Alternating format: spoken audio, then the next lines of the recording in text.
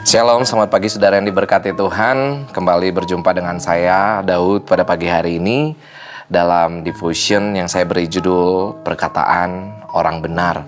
Saudara, kita tahu bersama bahwa ucapan kata-kata kita itu bisa menjadi berkat buat orang lain, tetapi bisa juga menjadi sesuatu hal yang menyakitkan di hati. Nah, firman Tuhan di dalam Amsal 18 ayat 21 berkata bahwa hidup dan mati dikuasai lidah. Siapa suka mengemakannya akan memakan buahnya.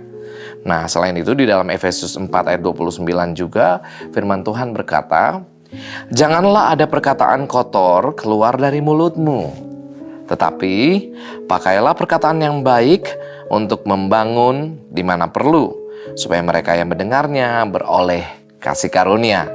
Nah, hari ini kita akan membahas firman Tuhan di dalam Amsal 10. Di dalam Amsal 10 ini saya menemukan beberapa ciri khas dari orang-orang benar yang menggunakan perkataannya dengan bijak, dengan tepat. Nah, ada 4 ciri perkataan orang benar yang kita bisa lihat dalam Amsal 10 ini. Yang pertama, orang benar itu ketika dia mengucapkan kata-kata menjadi sumber kehidupan. Yang pertama, Amsal 10 ayat 11. Mulut orang benar adalah sumber kehidupan, tetapi mulut orang fasik menyembunyikan kelaliman. Ya, jadi orang benar, apapun kata-kata yang keluar dari mulutnya, itu bisa menghidupkan, bisa memberi kekuatan baru bagi orang lain. Nah, di dalam Amsal 10 ayat 20 juga dikatakan, lidah orang benar seperti perak pilihan, tetapi pikiran orang fasik sedikit nilainya. Nah, waktu saya membaca ayat ini, lidah orang benar seperti perak pilihan. Kenapa harus perak? Gitu. Kenapa bukan emas? Karena mungkin secara umum kalau kita lihat mungkin emas itu lebih berharga dibanding perak. Tetapi setelah saya mempelajari tentang perak, ternyata perak ini memiliki sifat-sifat yang unik. Nah, salah satunya dalam bidang kesehatan.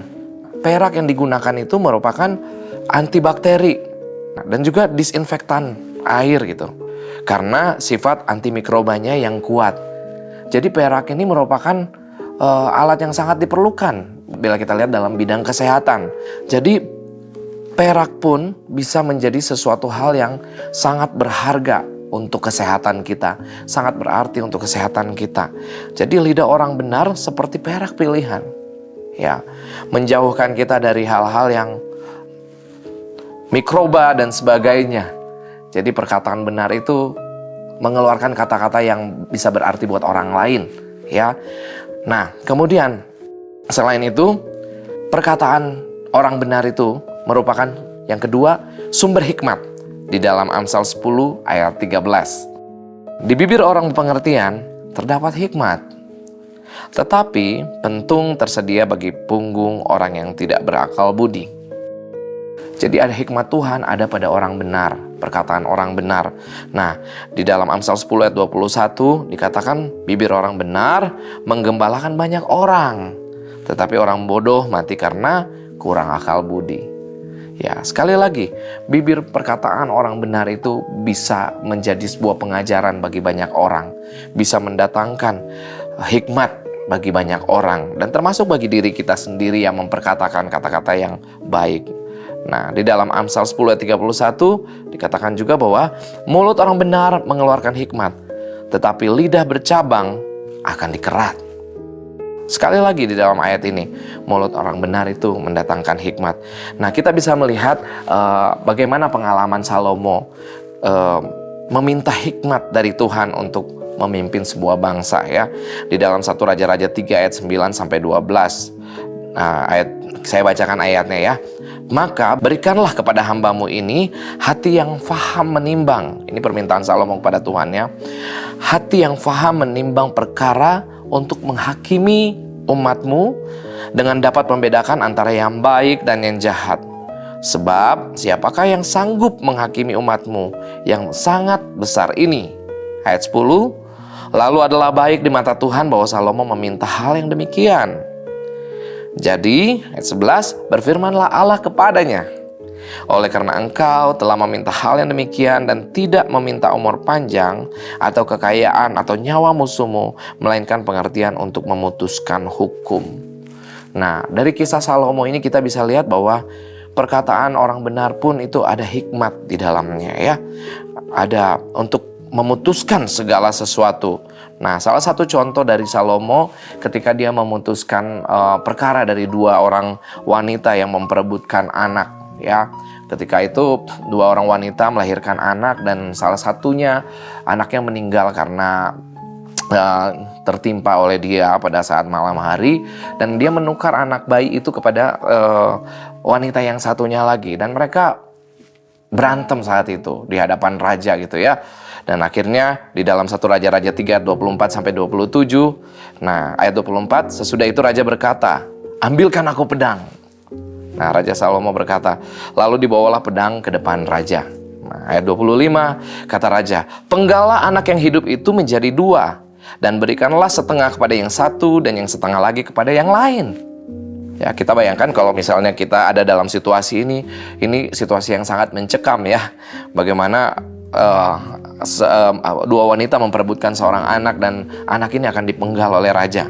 Nah, dalam ayat 26, maka kata perempuan yang empunya anak yang hidup itu kepada raja, sebab timbullah belas kasihannya terhadap anaknya itu. Katanya, "Ya Tuanku, berikanlah kepadanya bayi yang hidup itu. Janganlah sekali-kali membunuh dia." Tetapi yang lain itu berkata, "Supaya jangan untukku ataupun untukmu, penggalah." Sikap kedua wanita ini sungguh bertolak belakang. Dan ketika ada hikmat Tuhan pada Salomo, maka Salomo bisa memutuskan dengan tepat. Ayat 27, tetapi raja menjawab katanya, "Berikanlah kepadanya bayi yang hidup itu, jangan sekali-kali membunuh dia, dia itulah ibunya."